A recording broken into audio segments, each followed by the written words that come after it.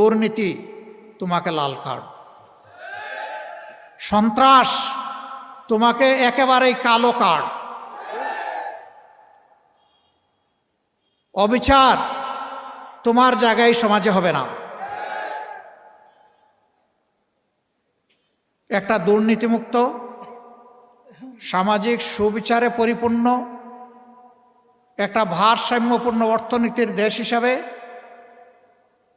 বুক চিতিয়ে যুদ্ধ করা যুবকদের হাতে তাদের মেধার মূল্যায়ন করে তাদেরকে দেশের দেশ গঠনে তাদেরকে কাজে লাগানোর সেই পরিকল্পনা নিয়ে আগাচ্ছে বাংলাদেশ জামাত ইসলামী। আমাদের অঙ্গীকার একেবারেই স্পষ্ট, আমরা শিক্ষা স্বাস্থ্যকে সবচেয়ে বেশি গুরুত্ব দেব।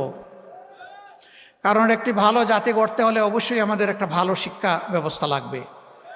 আমাদের শিক্ষা ব্যবস্থা ভালো নেই। একটা ভালো জাতি গড়তে হলে অবশ্যই সুস্থ সবল আমাদের সন্তানদেরকে চিকিৎসা দিয়ে গড়ে তুলতে হবে।